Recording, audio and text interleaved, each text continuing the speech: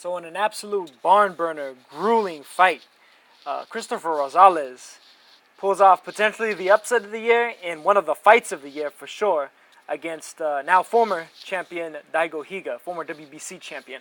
Daigo Higa initially actually lost this weight on the scales yesterday. He wasn't able to make the 112-pound limit.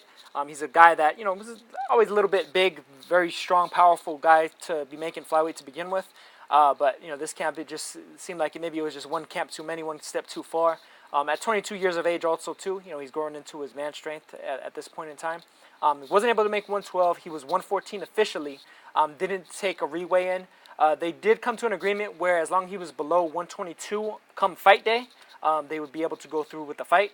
And Higa actually did weigh, I think it was 120.8 on fight day, fight morning.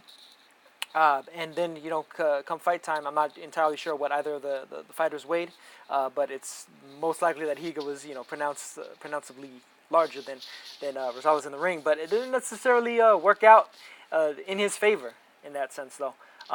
It was a great fight. The two of them pretty much met at ring center. Rosales appeared to start to get the better of Higa early on. Higa appeared to maybe not necessarily be the better for the wear for actually having to try to drain down to that weight initially, and then even maybe not rehydrating as much as he could have or potentially should have for his own sake, for his own health in the ring, for his own viability in there. Started a little bit slow. Rosales was fighting really, really nicely on the inside. Cristofer Rosales, most well known for, but probably most well known for being Roman Chocolatito's cousin's son. He's actually not his cousin. I originally, erroneously, in the past have said that he was Gonzalez's cousin, but actually it's his mother who is Chocolatito's cousin. So I mean, I guess that would make him his nephew once removed or something like that, second nephew, something of that sort. But he is a fighter that has actually sparred very extensively with Roman Gonzalez. There's footage here on YouTube. Matter of fact, I'll actually post the link in the description along with the fight footage that I have of this fight, of him sparring with Roman Gonzalez. And I mean, it's just going toe-to-toe, blow for blow. I mean, with one of the premier fighters, pretty much the premier fighter of the lower weight classes in the last decade, basically. Pound for pound number one, former pound for pound number one at least, and, multi-weight champion Roman Gonzalez. So being that he's sparred with Gonzalez throughout pretty much his childhood, his adolescence, he's only 23 years old himself, he's used to that type of a fight. He's used to that type of a style that Higa brought to him, and even maybe a more skilled and more subtle version of that style, albeit maybe not more powerful. I'd say Higa's more powerful than Roman Gonzalez head to head, but stylistically speaking, technically speaking, Gonzalez is much further along than Higa is. Higa's still almost like where Gonzalez was back when he first became a champion at 105, and would progressively get better from there, from that point at 108 and 112 and so on. I mean, it was just, like I said, toe-to-toe, blow for blow, man. Both of them, slipping some shots here and there as well, showing pretty good defense on the inside, especially Rosales. Rosales, as I've mentioned before, he sparred with the likes of Gonzalez, sparred with Felix Alvarado, who's another huge puncher at 108 pounds. Spent most of his career fighting primarily at 108 or like catch weights at 110 or what have you. He's trying to get a world title shot at 108. He wasn't able to, though. He did have fights with Cao Yafai up at 115, where he lost a decision where, a lot of people felt like he gave Yafai one of his toughest fights up until that point and even thereafter. That was only when he was 20 years old. And then more recently against Andrew Selby, lost via what a lot of people consider a robbery. A fight where he dropped Selby in the first round, and it was a close kind of a tit-for-tat fight, especially down the stretch. But Selby was able to get pretty much what could best be described as hometown judging, where they had it like in a lopsided decision for Selby, which was nowhere near the case involved. It was a very close fight that really could have gone either way, but I thought Rosales deserved to win it. But that wasn't necessarily going to happen here with Rosales and Higa.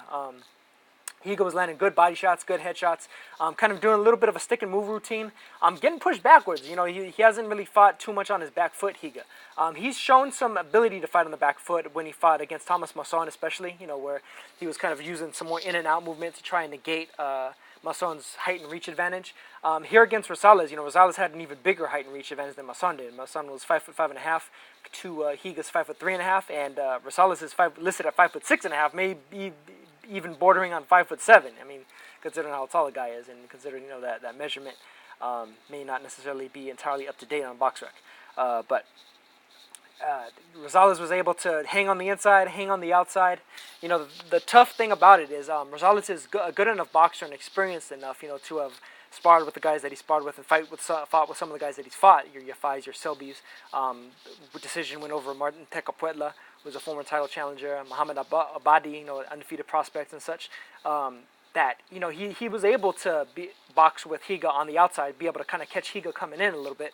But on the inside, where Higa's, you know, he really makes his bones, he was able to fight, you know, pretty much tit for tat with Higa. You know, he was able to slip quite a few of Higa's shots, actually showed better defense than Higa was, and was able to kind of slip and roll up into his own shots, not unlike what Gonzalez himself does.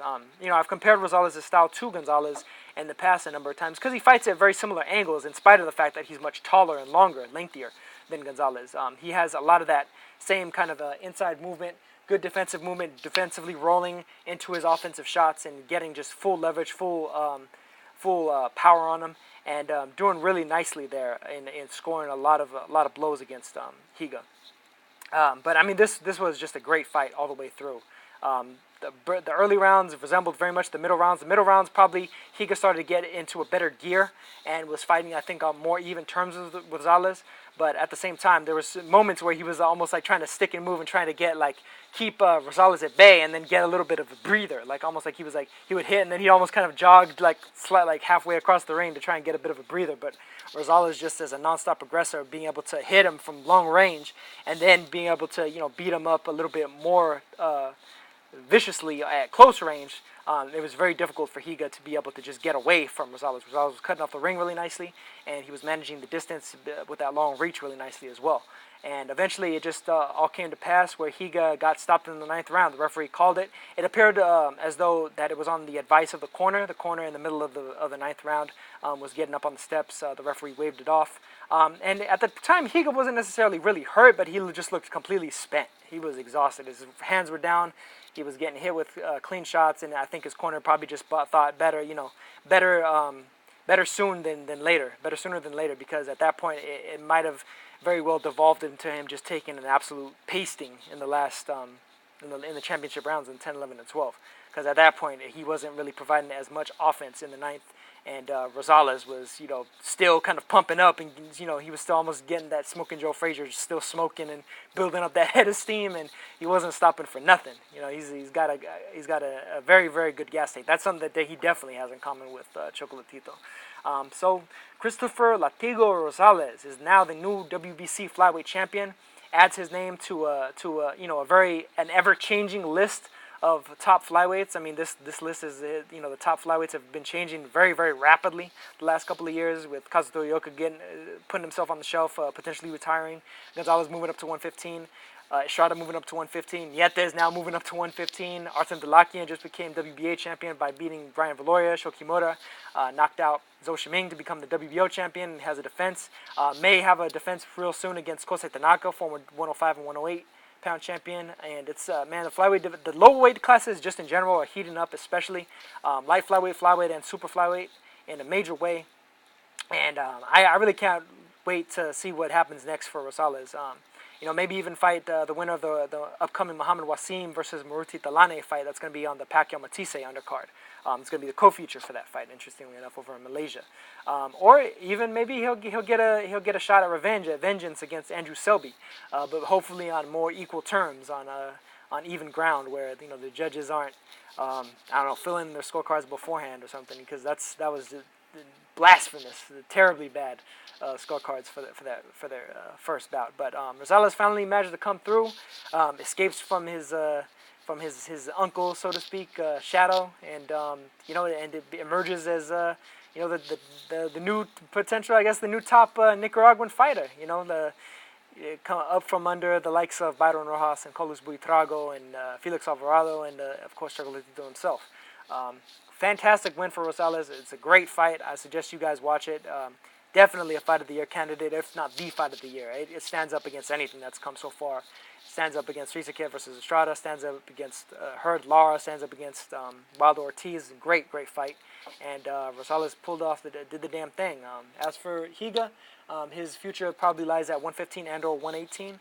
and I think he'll be a great addition to either of those weight classes, and a more healthy at a more healthy weight. And he's still learning on the job, man. He's only 22 years old. Protege of Yoko Gushikin, one of the all-time great Japanese fighters, potentially the greatest Japanese fighter ever. He still has a lot to learn. Only 22 years old, was already a champion, and had a killer knockout record. I guess that doesn't necessarily stop, although this time it was him on the receiving end of being stopped. But props to Rosales, props to Higa for putting up a great fight, even in losing. And I hope we get some more fantastic fights like this at 2018, man, in the light flyweight, and super flyweight. Hopefully strawweight can start delivering on some of these great fights too. They've been a little bit quieter recently, but supposedly Kyoguchi versus Yamanaka unification may happen pretty soon, and we may get a little bit of that flavor down at 105 pounds as well. Manayothin's out there too, trying to break that 50-0 record. So we'll see what happens with that. But that's going to do it for this one. I will catch you guys on the next one. Peace.